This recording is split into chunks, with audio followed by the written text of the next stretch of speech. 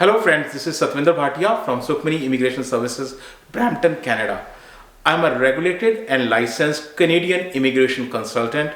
Today's video is very special. You just can't miss this because in this video there are a lot of announcements and new updates which have been shared by Honorable Minister Sean Fraser. Before going into the details of the video, I request you, if you haven't subscribed to the channel, please subscribe to the channel. On this channel, we share a lot of Canadian updates and information and news related to immigration, Canadian immigration. So please like the video, share it with your family and friends so that they can also benefit from this. Before starting the video, I'd like to tell you, this video, there are number of announcements made by the minister. So please watch till the end. Let's get started. Important update by Canadian Immigration Minister. So today's announcement, Minister first of all acknowledged the role of newcomers to Canada. So he started his address by saying that newcomers play very important role in Canada and Canadian economy. So newcomers are key to addressing a labor shortage. This is the first point he talked about. Newcomers play a very important role, and not just important role in labor areas, they have played also a very important role during the COVID pandemic time. So that has been acknowledged and appreciated by Honorable Minister. And newcomers have had major roles like truckers, like nurses, in hospital staff, doctors, agriculture sector, in manufacturing sector, transportation. All these sectors, newcomers have played a very important role during the pandemic time that has been truly acknowledged by the minister. So he started the address with saying that this year, record number of new permanent residents were welcomed in Canada. 2021 welcomed 405,000. More than 400,000. This is a record number. More than 400,000 is a record number for Canada. This is the largest number of PR welcomed in the Canadian history so far. So application processing times, and this has been acknowledged. So Minister, took this in consideration that yes, there are processing times delay happening, but that is not by design. That is not inbuilt. That is not designed like this. That is because they face the challenges because of COVID pandemic, and that is the result of delay. So that is what he mentioned in his address today. Majority of the new permanent residents who became new permanent residents were already existing in Canada, and which is true because we have filed a lot of cases which are related to TR to PR cases, right? Many of them who were on work permit got their PR status. So already if you are in Canada, your chances of becoming a PR are higher. That's what Minister mentioned in this. So other key points which he highlighted today are, he acknowledged there is frustration because of the user experience. User experience is when you file your application, you see a delay happening, and that is the frustration you get into it. So he acknowledged, he understood that the problem is there, and also there are gaps which people can try to fill in. People are trying to reunite with their families, with their spouses, with their kids. They are here in Canada and they have put in the file. They are not able to reunite with their family. So it has been well acknowledged. Now, not just acknowledged, they have addressed it also. How they have addressed it? Broadly by two ways. So what two ways? Two buckets. The first bucket of addressing this is, of course, nothing happens without the money, right? So money makes the mayor go. So in this case, 85 million. I'm repeating the word, 85 million have been allocated to reduce the processing time. See how much is the focus Canadian government have on this. So not just the money.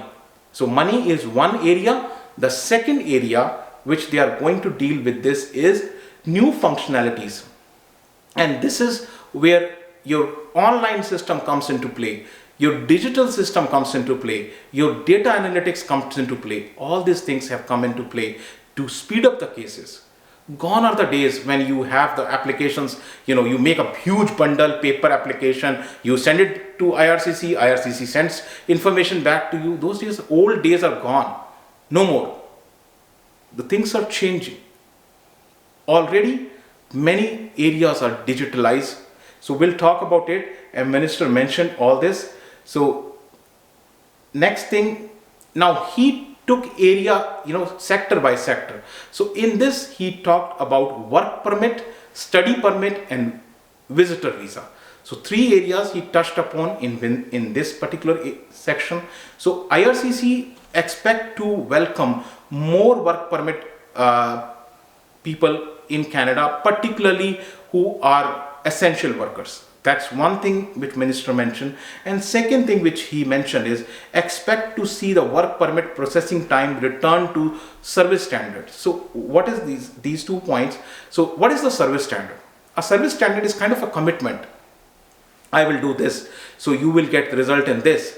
But right now it is not being met, right? Suppose you are in FSW category. If you have not seen my FSW video, please go and check that video. So FSW category, you will get a service time of, say, express entry 6 months. Is it happening in 6 months? No, it's not meeting the service time. The standards are not being met. So what he said is that IRCC will try to make efforts to return to the service standards very soon. That's one thing.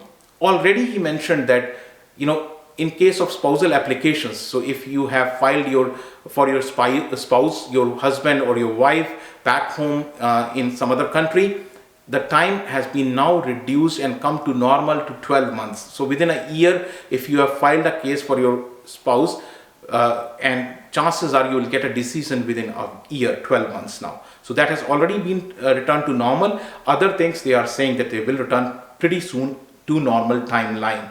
So in terms of work permit. So work permit for essential worker, as I already mentioned, will be a priority.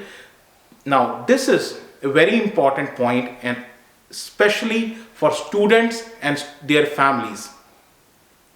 And I have repeatedly mentioned this, and I'm touching again this word, that study permits, total number of study permits which have been issued by Canadian government are 560,000. Just imagine the number. More than 500,000 study permits are issued, more than 500,000 study permits. So if somebody has not got the study permit, it is not because of the fault of IRCC. It is because their files lacking something important, because their files were not properly made, because they lack something like SOP were not properly drafted. So there is lacking in file, not from the IRCC standard. So if you are getting a refusal, you need to check with whom you are working. Does he know what he is working with? So that's where you need to look into it. So maximum number, and this is again 32% increase, which has happened for study permits, 32% increase from last year.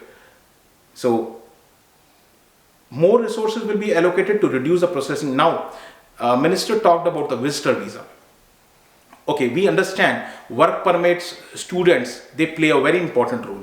Visitors also play a very, very important role, particularly in the Canadian economy, because they come, they do shopping, they live here, they go to the hotels, resorts, right? So very important role in the Canadian economy, and Canadian economy, because of the pandemic, has suffered a lot. So visitor visa, they are planning to increase the number of visitor visa and reduce the processing time. Both things are happening. So allocating more resources to reduce the processing time, and more number of visitors can come to Canada. So this is about work permit, study permit, and visitor visa. Visitor visa could be your TRV in terms of maybe a business visitor visa, or maybe a regular visitor visa, could be ETA. So it depends, right? There are a number of categories. So next, he talked about use of advanced analytics. As I said, gone are the time when you are playing with the paper application, you signing it, they signing it, you are making a huge pile or bundle of paper, sending it across to IRCC offices. Those days are over, right? Now we are talking about a digitalized system, and here the use of data analytics, right? So data analytics or advanced analytics, it's happening. So what they do is they look into the file. It's computer which is looking the file, a scanned copy of the file, they just look into it and see if it is a routine file without any issues. Straight away, yes, no will be given to it. But again, it's not the computer which is saying yes or no. So accelerate our work, we have expanded the use of advanced analytics to sort and process temporary resident applications. And they have already used this data analytics method on temporary TRV applications. And the result was 87% faster response rate, faster applications. So sooner decisions are happening because of this. And now you will think about it, oh my God, computer is looking into my application. What will happen if there is a computer glitch? No, hold. What is happening is, although computer is taking a decision, but final decision is with IRCC officer, not with computer. So computer cannot reject, accept, or recommend or do a refusal on your application. It can take a decision. It can facilitate in taking a decision by IRCC officer. That's the important thing to do.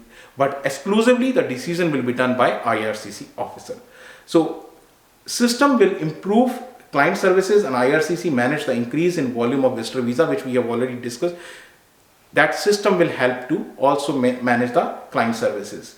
Now we have seen one area which is advanced use of advanced analytics. The second area, and this is very important. So second area which Minister pointed out today is, and before I go into the second area, I just want to tell you, if you don't know this, by now already lines of businesses, 15 businesses, lines of businesses, rather types of applications are already digitalized. They are already online, and this is the reason. If you have not watched my video about the caregiver, please go and have a look on that video.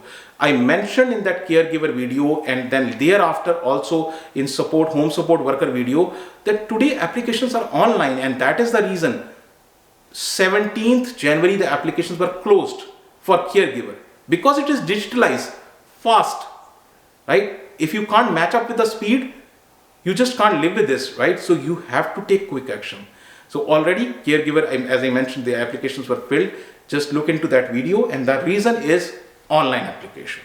15 services are already online. What IRCC is planning is that Minister made its announcement today, transition to online application system. So IRCC has already did soft launch of, it's a kind of a pilot phase. So 15 systems were already, different lines of businesses are already online, but presently, this is important, presently only 10 to 20% of the cases are being taken under the digital intake. Now IRCC planned to implement this on mostly all lines of businesses. And what Minister said, and I'm quoting his words, not my words, his words, it will be a game changer. Yes, it will be a game changer in speeding up the cases. Already we have seen this. Now with digital application, the caregiver, as you saw that in my video, 17th January, all done. Home child care done. The reason, the only reason is it's digitalized. It's online. You don't have to sign. It's online signing. Things have changed. And those who can't live with this change, they will become dinosaurs. So, of course, the other thing which Minister pointed out, the two areas, data analytics, and the second area which Minister pointed out is the use of online systems. The two areas they have pointed out. Other than that, what IRCC has done. So IRCC, other than the use of data analytics and online services, they have hired 500 new processing staff, digitalize the applications itself, not the paper applications. So you can fill in the applications there online. right? So digitalize the application, and this is another important thing. Reallocated the work. So earlier applications, because with the online system, right? So earlier some application go to Edmonton, some go to some other places, right? So now applications also got reallocated. The work got reallocated with the changes. And another thing, and this is very important thing. So as Minister acknowledged that the standard and case processing times you see on the website are not accurate. So see, I really appreciate the kind of efforts which Canadian government and ministers put into it. They listen to people, they understand their needs and act accordingly. So here, it was so frustrating to see, you are showing 6 months and actually it's more than a year or more than like 1.5 years. So now what will happen is more accurate standard processing time or case processing time will be shown on the IRCC website. Small things. They listen, they understand, and then they act accordingly. So that's really commendable. Now, another area which they have dealt with is expedite the PR process. Expedite the PR process how? IRCC will launch a new permanent resident case tracker in February 2022 for spousal, common law and dependent clients, right? So what is happening is that, if you don't get it's so frustrating. You call their on helpline, when will my case come? Sometimes people call MPs, they try to reach out to different people, call consultants. You don't have to do anything now. New system will be launching in February 2022, which is tomorrow, so with this new system, permanent resident case tracker system will come. You can see your case yourself. See how much effort and things they are trying to put into it. So for those who are already in Canada, IRCC have developed a portal to allow PR applicants to finalize their process and receive PR card without in-person interaction. So already if somebody is in Canada and they have put in their application, it's again a digitalized system without any in-person interaction, and everything will happen digitally. Now, IRCC is going to online application form, so client can submit their application electronically. This is very important point. More than 200,000 PR already use this. Look at the number. More than 200,000 already use this portal so far. What IRCC is planning is 147,000 PR applications they are planning to finalize in the next quarter, in this quarter of 2022. So let me repeat this for better understanding. Look at first the number. The number is 147,000 PR applications will be finalized. When? It will be finalized in first quarter, January, February, March 2022. That's great job. So this is double the increase from last year. That will be done for the PR cases. Now, not just the PR cases. Now, Minister also acknowledged about the citizenship. Now, citizenship, we have also filed some of the citizenship cases, right? So citizenship, what is happening is over 60,000 applicants in Canada are currently waiting to complete their oath ceremony. This, let me tell you from my personal own experience. This citizenship oath ceremony is a wonderful experience.